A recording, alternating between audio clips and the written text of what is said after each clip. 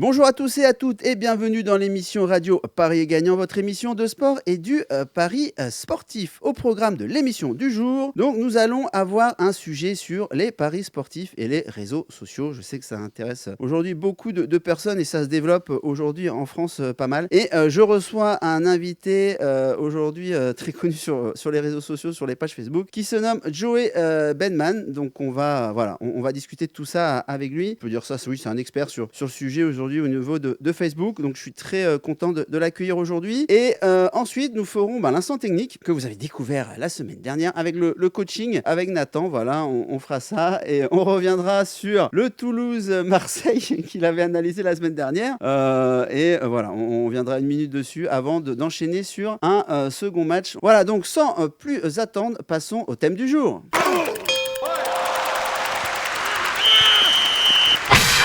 Allez, c'est parti. Donc, j'accueille un invité aujourd'hui, connu sous le nom de Joey Benman. Bonjour, Joey. Et bonjour Benoît, merci pour l'invitation. Écoute, ça fait plaisir. Joey, je le connais parce qu'on habite dans la même ville. On va manger ensemble des fois, donc c'est un passionné aussi de paris sportifs. Alors Joey, est-ce que tu peux te présenter aujourd'hui qu'est-ce que tu fais aujourd'hui dans le monde des paris sportifs et c'est quoi ton histoire dans les paris sportifs? Alors mon histoire dans les paris sportifs, donc j'ai 36 ans déjà. Et donc avant je travaillais et compagnie, je me suis arrêté là pour me consacrer complètement aux paris sportifs. Ça y est, c'est parti. C'est parti. On lance la machine. On lance la machine, voilà. Ça marche. Et du coup, j'ai commencé il y a une vingtaine d'années. Donc, j'étais passionné de poker déjà à l'époque. Oui, c'est vrai. Poker, où j'ai gagné un peu à mes départs, puis perdu. Comme beaucoup, je pense, au début. Oui. Et du coup, je crois que sur une journée de grosses pertes, je me suis dit comment gagner de l'argent facilement sur Internet. Et je suis tombé sur ce fameux site qui me proposait de m'inscrire sur toutes les bookmakers et de prendre les bonus et compagnie, quoi. D'accord. Et donc j'ai commencé par ça, j'ai gagné, ça a marché. Et avec le temps, j'ai reperdu, je me suis rendu compte que j'étais perdant. Voilà, donc à force, c'est quand même une passion. Je me souviens avoir commencé par faire des lotos sportifs avec mon grand-père, à écouter les résultats des grilles, à c'est la même. Résultats à la Moi, radio, c'est la même. Moi, c'est clair. En direct, parce qu'on n'avait pas Canal+.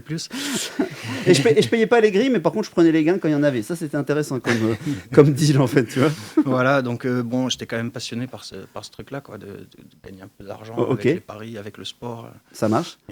Et voilà, et donc du coup, je pense à force de perdre avec le temps et de noter tout sur des papiers, tu te rends compte que t'es pas dans la bonne voie, quoi. Donc il y a des choses à changer, à remettre en place. Ouais.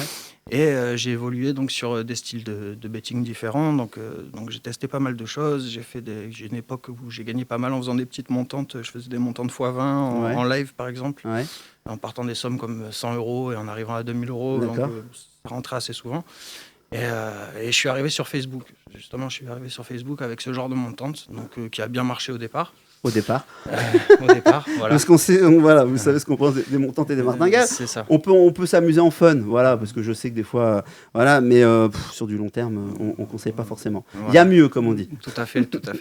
Après, il faut surtout se maîtriser parce que le fait d'en échouer 3-4 d'affilée, ça peut facilement nous envoyer en tilt. Toi qui es un ancien, pas un ancien, qui est un joueur de poker, parce que tu fais toujours un petit peu ça. Toujours un peu. Je fais souvent un parallèle, parce que je côtoie aussi pas mal de joueurs de poker. On est bien d'accord, hein, psychologie et paris sportif, c'est super important. C'est comme au poker.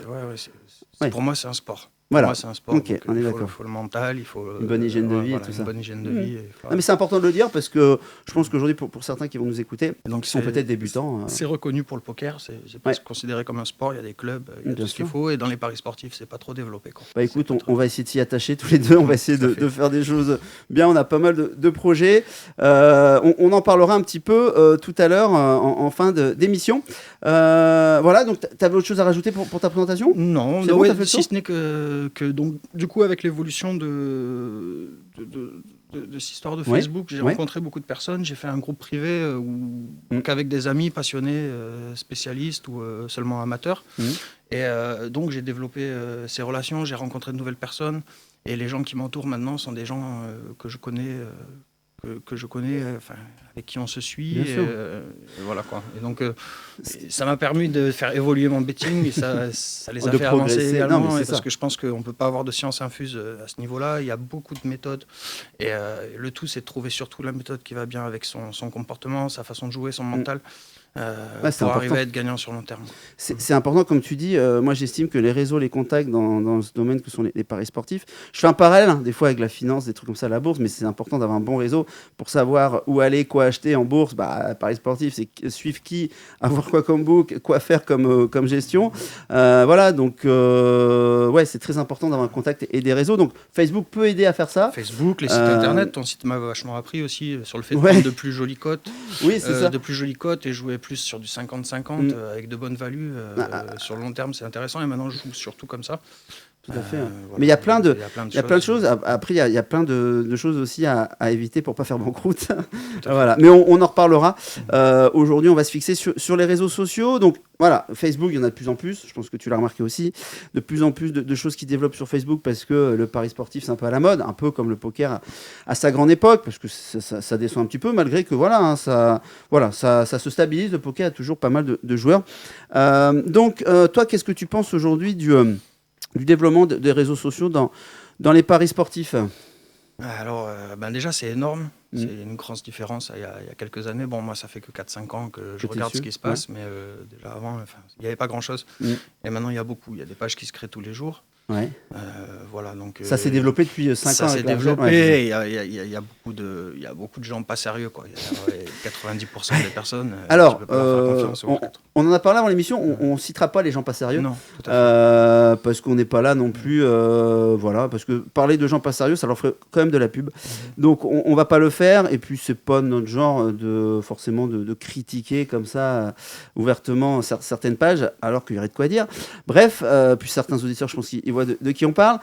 Aujourd'hui, on va essayer de vous dire 2-3 astuces. Alors peut-être que vous les connaissez déjà, mais pour la plupart, vous les connaissez peut-être pas. Comment on peut détecter une page Facebook un petit peu douteuse? Qu'est-ce que tu peux nous dire là-dessus? Une page Facebook un peu douteuse, donc déjà, elle va souvent enjoliver ses résultats. Son bilan, voilà. Alors, ça va être des expressions, des booms, des missiles qui vont arriver, astéroïdes, comètes, tout ça. Confiance à 95% sur des cotes à 5. C'est ça. Quand vous voyez ça... Des values improbables. Ouais, quand vous voyez ça, je vais dire vulgairement, j'allais dire barrez-vous, mais fuyez. Parce que, voilà, sinon, ça va être compliqué. Donc déjà, ça, on est d'accord. De même que les personnes qui gagnent qu'en VIP, mais qui en public perdent à chaque fois. Donc, oui, c'est ça. Des bilans, on réussit en VIP, on vérifie 100%, hier perfect, et puis en public, ça passe jamais, quoi. Alors en VIP, parce que c'est important de dire, parce que généralement les VIP sont payants.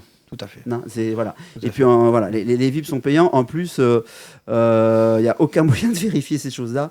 Donc évitez aussi ce genre de choses très, très difficiles à vérifier. Alors n'évitez pas les VIP payants forcément, mais attention à ceux qui vont vous annoncer que des bons résultats de VIP en public, et puis que vous trouverez douteux, quoi. C'est ça. Ça se voit assez avec des gros rois, des trucs un peu compliqués à tenir. On est d'accord. Pareil, quand vous voyez aussi beaucoup d'amis, un peu trop, beaucoup d'amis, je sais pas, des centaines de milliers. Aujourd'hui, on peut acheter du pakistanais à 10 euros les milieux pakistanais ou un truc comme ça. Je prends Pakistan, mais ça peut être n'importe quel pays, je veux dire. Mais en gros, c'est très facile aujourd'hui de faire croire que on a beaucoup de gens qui suivent, donc c'est pas forcément gage de qualité. Le nombre de likes ne fait pas du tout la qualité. C'est souvent des petites pages moins suivis, qui ont de bons résultats et qui sont sérieux, quoi. Ouais, c'est ça. Donc, et après, c'est souvent pas tout le temps. Après, du bouche à oreille qui fonctionne aussi pas mal. C'est pour ça que je dis, avoir un réseau et des contacts pour réussir dans les paris sportifs, c'est très important. Et avoir des gens sur qui vous pouvez compter et avoir confiance. Alors là, on vous a fait un petit peu le tour de ce qui se passe pour les pages de jeu. T'as quelque chose à rajouter ? Il y a quelque chose qui est aussi à remarquer. Ouais. Quand vous observez une page, c'est le gars qui va avoir tendance, qui va rater un ou deux paris, là, qui va tendance à envoyer le double sur le pari d'après. Oui. D'accord, pour rattraper. Un genre de martingale, attention, ça c'est profil très dangereux. Moi, je conseille de fuir. Ça, c'est banqueroute assurée à long terme. Si vous suivez quelqu'un qui fait ça. Évitez. Alors, à l'inverse, qu'est-ce qui peut nous dire que justement cette page a du potentiel? Moi déjà je dirais quelque chose, c'est de rentrer en contact avec la personne et voir si elle s'exprime correctement et si elle connaît un peu les paris sportifs. Voilà, ça c'est important. Qu'est-ce que tu rajouterais toi? Déjà un bilan c'est important.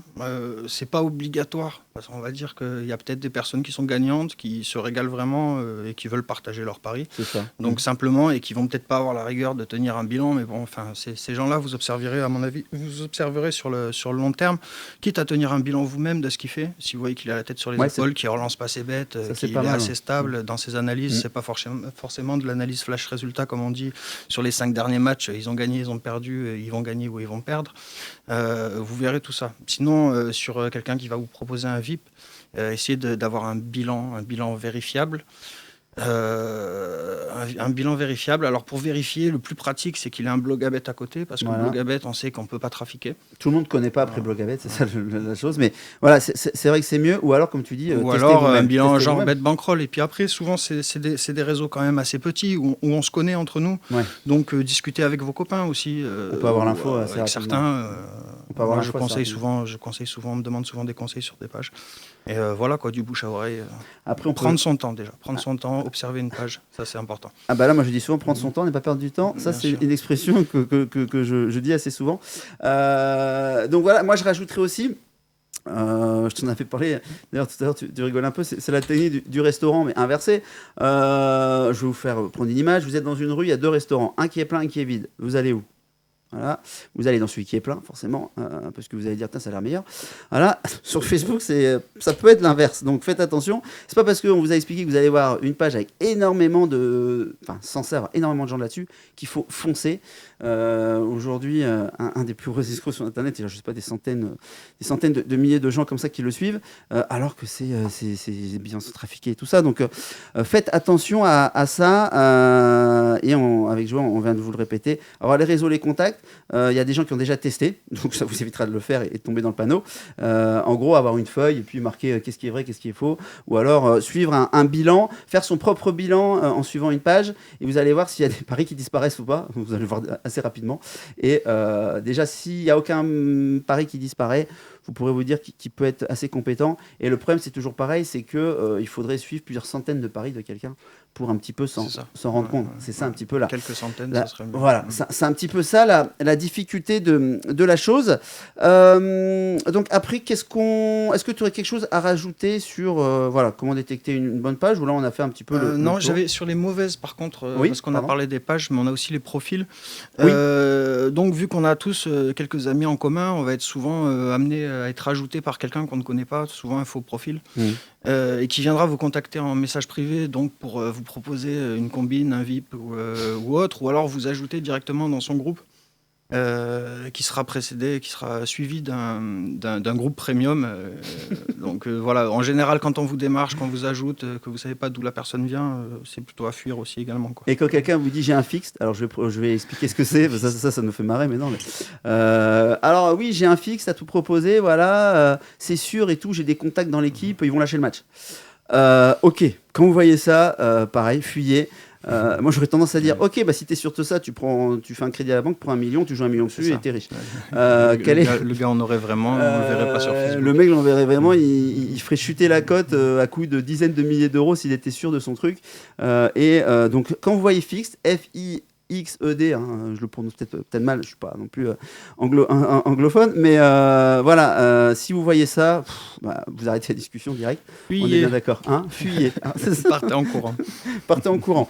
Donc voilà un petit peu pour le tour au niveau des réseaux sociaux. Donc Facebook aujourd'hui c'est beaucoup développé. On pourra peut-être un jour faire une émission sur Twitter parce que voilà, là j'ai eu dernièrement quelqu'un qui m'a contacté sur Twitter, apparemment il n'est pas mauvais, il voulait voir un petit peu ce qu'il donnait, donc voilà, s'il m'écoute, je le contacterai. J'ai oublié son prénom, désolé, mais voilà, ça peut être intéressant. Il y a aussi sûrement des choses à faire sur Twitter. Et voilà, est-ce que tu peux nous parler du projet là ? Alors le projet, The projet, donc du coup qui est réfléchi depuis pas mal de temps. Voilà. Qui est un peu la conclusion d'année. J'espère que c'est pas la fin, mais je veux dire qui va un peu la résultante de ce que j'ai fait jusqu'à présent. C'est plutôt la résultante. On est d'accord. Voilà. Donc maintenant j'ai un style de pari où je parie plutôt 20%, on va dire 20% de ma bankroll sur mes pronos perso, le tennis. D'accord, ouais. T'as réparti comme ça. Et 80% que je vais diviser en plusieurs bankrolls, que je vais adapter, donc souvent en collective avec des amis ou et compagnie, que je vais adapter sur certains tipsters en suivi de tips, quoi. Ok. Du coup, du coup, je me retrouve à avoir pas mal de bankrolls qui gonflent en général. Sinon, il y a un problème, il faut changer la méthode, mais bon, en général, ça monte. En suivant avec des personnes sérieuses. Et beaucoup de monde. Ouais. Et du coup, le fait de suivre beaucoup de monde, c'est-à-dire par exemple 3 spécialistes en NBA, on va pouvoir lisser un peu la variance du tipster où on a confiance, mais qui n'est pas dans une bonne période, une bonne dynamique. Les autres à côté permettront de limiter la casse. Je comprends ce que tu dis. T'es plutôt partisan. Après, tu as la bankroll aujourd'hui qu'il faut pour. Exactement. Voilà, ceux qui nous écoutent n'ont pas forcément la bankroll. Donc, moi, je conseille de commencer avec 2-3 tipsters parce que c'est un peu pareil. S'il y en a un qui est moins bon cette année, tu as les 2 autres qui vont rattraper. Donc, le but du jeu, et retenez-les, c'est la première chose des paris sportifs, c'est préserver votre bankroll. Vous n'avez plus de bankroll, vous jouez plus. De toute façon, l'aventure sera terminée et vos espoirs de gagner de l'argent sera fini. Donc, jouer aujourd'hui, voilà, il a l'expérience, il a le capital qu'il faut, donc il peut se permettre de fractionner aussi sa bankroll et de suivre des gens. Donc aujourd'hui, tu as sélectionné une sorte d'équipe. Oui, donc tout à fait. Donc voilà. Donc sur cette méthode, en fait, j'ai toujours pensé faire un groupe. Donc j'ai eu des groupes comme ça en privé à moindre échelle. Donc on était 100 ou 200 personnes à faire ça entre nous. Et donc à faire ce groupe avec, là on est une quinzaine de spécialistes, donc en multisport. Ouais. Donc on va peut-être les citer ça, pour commencer. Vas-y, pas mal. Assez rapidement, vas-y, parce que de toute façon après, sinon je vais me faire taper sur les doigts parce que l'émission va. Vas-y, mais je t'écoute.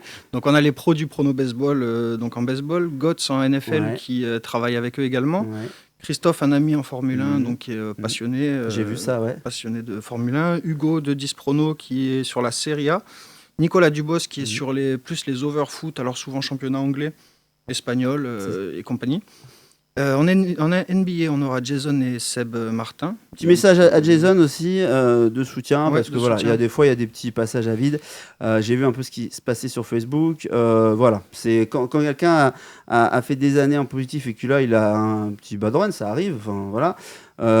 Ça n'enlève en rien ce qu'il a fait par le passé. Tout à fait. C'est dur de subir les critiques. Écoute, voilà, ça arrive, mais en tout cas, voilà, je tenais à signaler. Et donc en rugby, on aura Cyril Belloul qui va nous faire du rugby à 7 et aussi à 15. 7, rugby 7, c'est ça. Accompagné de James, donc James Taylor. Pour les fléchettes, on a mon avis David. Les paris long terme, donc j'étais invité, tu devrais répondre présent. C'est moi. Spécialiste paris long terme, donc multisport, mais sur cette méthode, on arbitrera peut-être des paris si ça se passe bien sûr, au final. Il y a toujours moyen de faire quelque chose. Je pense qu'il y a moyen de faire quelque chose. On a Arnaud en NHL, Rico et moi pour le tennis et Aurélien pour le basket espagnol. Et je crois que j'oublie personne. Donc ça fait une équipe de rugby, 15, quelque chose comme ça. Il n'y a pas de remplaçant, donc on va trimer, ça va être compliqué. Mais donc voilà, c'est des gens qu'au fur et à mesure, voilà, tu as connu, tu as testé. Voilà, et donc l'idée est de prendre leur meilleure confiance, qui nous envoient leur meilleure confiance, et de pouvoir les suivre en flat bet. C'est-à-dire en flat bet, toujours la même mise. C'est ça. Donc là, on est parti sur du 5% de la partie de bankroll, je précise bien, de la partie de bankroll dédiée à ça. Donc c'est-à-dire que c'est pas sur sa bankroll totale non plus. 5%, toujours la même mise sur chaque pari, en sachant qu'il n'y aura pas trop de masse. Si un tipster envoie deux paris dans une semaine, ce sera vraiment le maximum. C'est les meilleures confiances. Ce sera les meilleures confiances. Et donc, on a fait le pari d'être positif et de monter, voire doubler, tripler si on peut, avec cette méthode. Allez, mais non, vas-y, balance le nom. Donc, c'est Asian Betting Squad. Voilà, Asian Betting Squad. Gros public. Gros public, tout à fait. Donc, voilà, c'est... Au moins là, on est sûr que c'est pas une page avec tous les gens sont compétents dedans. C'est pas des fakes comme on peut trouver sur Facebook. Écoute, super. J'espère que voilà, ça vous a un petit peu éclairé là-dessus. Donc allez, on enchaîne avec l'instant technique du jour. Donc c'est parti avec le coaching. Le coaching de Nathan, c'est plus bizarre de dire ça, mais bon, voilà, on est avec lui. Bonjour Nathan. Bonjour. Alors, je reviens 30 secondes sur l'analyse de l'autre jour. Alors, ton Toulouse-Marseille, est-ce que Toulouse a gagné ? Oui. Bon, exact. Alors, le résultat, c'est que Toulouse a fait match nul au temps réglementaire et perdu en prolongation. C'est ça. Donc, le fait d'avoir, où tu voyais Toulouse, où je t'ai dit, ils ne m'ont pas convaincu, il fallait mieux prendre victoire de Toulouse mais avec le match nul remboursé. Là, normalement, tu aurais récupéré ta mise de départ. Donc, vous voyez que c'est des fois important aussi de mettre une sorte de couverture, comme on dit. Et là, ce qui était compliqué, si j'allais dire Nathan, c'est qu'il jouait sur un match équilibré, en gros. Les cotes, c'est quasiment en 33,33, 33,33, 33,33, parce que c'est des probabilités. En gros, hein, c'était pas ça exactement. Et donc, c'est beaucoup plus compliqué de jouer sur un match équilibré, à moins d'avoir une grosse info et que le book n'ait pas encore réagi. Mais bon, en tout cas, on va voir si tu as progressé par rapport à mes conseils de la semaine dernière. C'est quoi le match de cette semaine ? Bah alors déjà, c'est en championnat, parce que la semaine dernière... c'était de la coupe. Ouais, voilà. C'était particulier. On est bien d'accord, c'est plus complexe. Donc en championnat, t'as pris qui ? Le match Nancy-Bastia, c'est samedi 14, il me semble. Le match Nancy-Bastia. T'es pas parti sur Toulouse ? Non, je t'ai feinté par message, oui. Putain, t'es gentil, moi. J'avais pris des stats pour essayer de voir un peu. Là, j'avais essayé de préparer un peu. Merde, j'ai mes stats sur Toulouse, ça sert à rien. Ok. Donc, en fait, j'ai pas mes stats. Donc, je vais essayer de t'aider quand même. Nancy-Bastia, vas-y. Si tu veux, je te coach. Hein. Si tu veux, si t'as tous les stats, on va voir si t'as progressé. Si t'as tous les stats, voilà, de toute façon, ça me suffira. Vas-y. Bon, alors déjà, je vais te parler des cotes un peu. Donc, c'est en favori Nancy, avec un 93. 1,93, ok. Face à 4,30 pour Bastia. À l'extérieur, et le match nul à 3-3. C'est ça. Ouais, bon, comme d'hab. Après, je me fie pas non plus aux codes. Donc, non, mais t'as raison. T'as raison. Donc, on voit que c'est un match un peu moins équilibré que la semaine dernière où Toulouse était plutôt à 2,30, 2,40. Donc là, on est en dessous de 2, 1,93. Ce qui donne, allez, je vous arrondis à peu près 50% de probabilité normalement sur les bookmakers que Nancy gagne le match. Exactement. Alors, vas-y, fais-moi rêver et il faut que je prenne le même pari que toi. Vas-y, il faut que tu me donnes envie de te suivre. Alors déjà, je sais pas si tu as vu ce qui s'est passé un petit peu cette semaine. Nancy a tapé Nantes chez eux. Ah oui, 0-2, je crois. C'est ça. Ouais, de souvenir, ok. Donc moi, j'avais mis un billet sur Nantes, déjà pour commencer. Je voudrais bien le vérifier, ça. Mais vas-y. Après un voyage de nuit. Ouais. Bon, ça c'était pour le petit instant fatigue. D'accord. Nantes était favori déjà. Donc comme tu as dit, il y avait eu 2-0. Ouais. Contrairement à Bastia, qui eux, leur dernier match de coupe, on parle de la coupe là toujours, oui. C'était 7-0 contre Paris. Ok, ce qui m'intéresse, c'est que, est-ce que tu l'as peut-être, c'était les équipes types pour Nancy et Bastia, où ils ont fait tourner ? Ça, je me suis pas renseigné. En fait, je te dis ça parce qu'il y a des équipes qui font tourner en coupe, quand ça seront plus frais son championnat. Si Nancy a mis la grosse équipe et que Bastia ne l'a pas mise, on peut estimer que les 30 dernières minutes, Bastia sera plus frais. Enfin, tu vois, donc si tu n'as pas l'info, moi je l'ai pas, vu que tu m'as feinté sur le match, je n'ai pas pu regarder. Mais en tout cas, voilà, ça aurait été une info importante à avoir, mais vas-y, continue. Pour continuer le match à Nancy, donc voyage pour Bastia, pour le prochain match, celui dont on parle. Le dernier match du championnat, ils ont perdu 2-0 contre l'OM. Ça, c'est qui, Nancy ? Bastia. Bastia, d'accord. Donc, au niveau du moral, c'est pas le même parce que Nancy, ils ont fait égalité 0-0 contre Saint-Etienne. Oui. Et au final, comme tu l'as dit, c'est un peu équilibré parce qu'au classement, Nancy est 13e, Bastia 14e. Nancy est 13e, ok. Alors, tout ce que tu viens de me dire, c'est il y a eu la trêve. On appelle ça la trêve des confiseurs, en fait, de Noël. Donc, en fait, les derniers matchs de Bastia et Nancy, ça a été joué, je crois, il y a 2 semaines, 3 semaines. Ouais, c'est ça. C'est ça. Donc, en gros, là, ce qui est embêtant, c'est qu'on ne peut pas forcément prendre la forme qu'ils avaient à ce moment-là. Parce que, en gros, c'est comme si un nouveau championnat, un nouveau championnat, entre guillemets, commençait. En plus, là, c'est chiant pour toi pour analyser, parce qu'il y a la CAN. Donc j'aurais bien voulu savoir que tu me dises quels joueurs sont à la CAN de ces deux équipes-là, mais je pense que tu n'as pas l'info. Pas du tout. Voilà. En plus, tu ne le sais pas, mais l'anglais qui s'appelle le défenseur central de Nancy, meilleur joueur, ou comment il s'appelle Joe, tu peux m'aider comment il s'appelle l'entraîneur de Nancy déjà? J'ai oublié, c'est un Argentin. Bon bref, il est très connu, mais je ne sais plus comment il s'appelle. Il faisait toute son équipe, il mettait ce joueur-là en défense, il faisait tout autour. Il est parti. Là, parce que j'ai lu des articles là-dessus.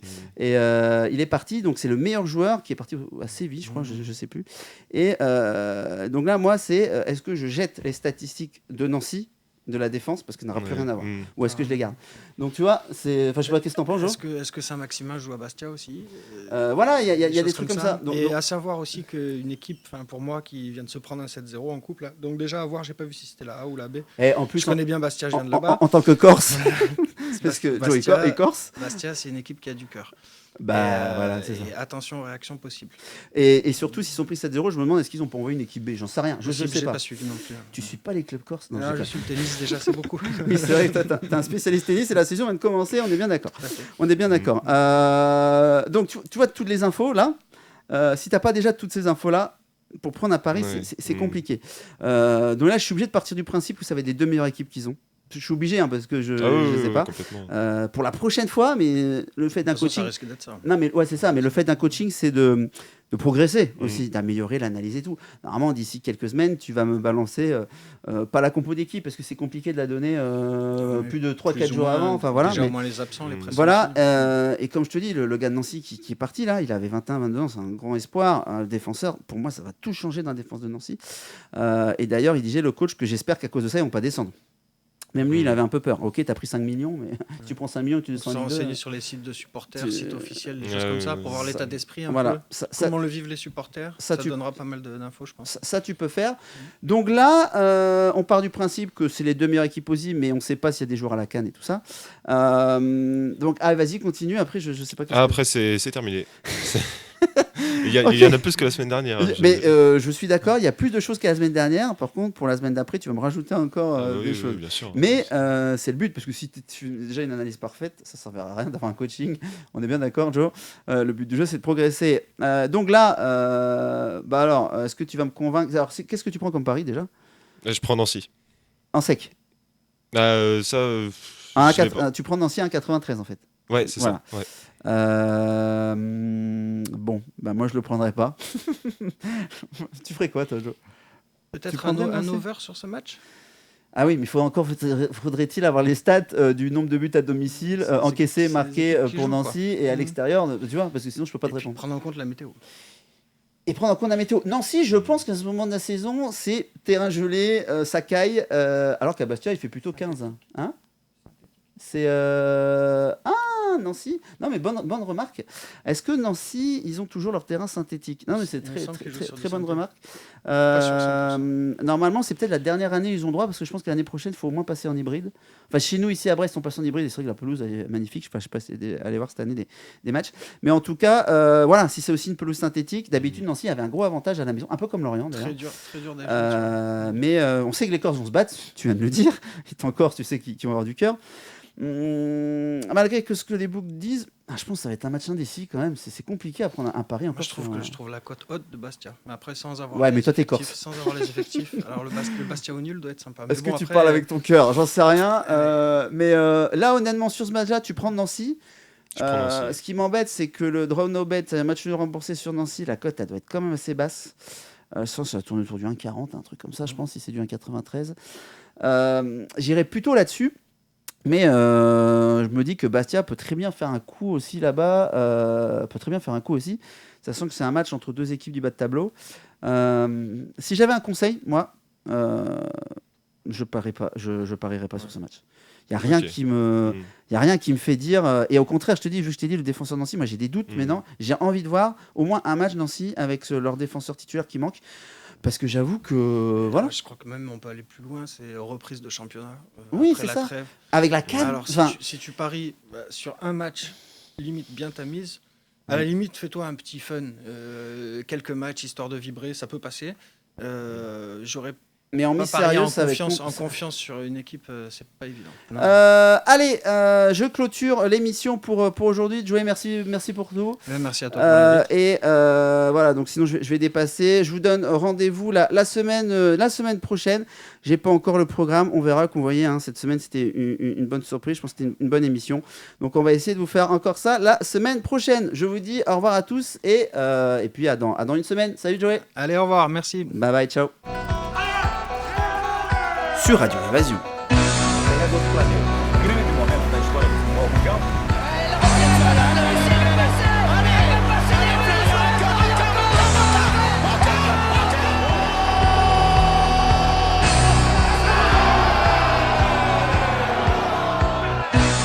Radio Paris est gagnant. Votre émission de sport et du Paris sportif.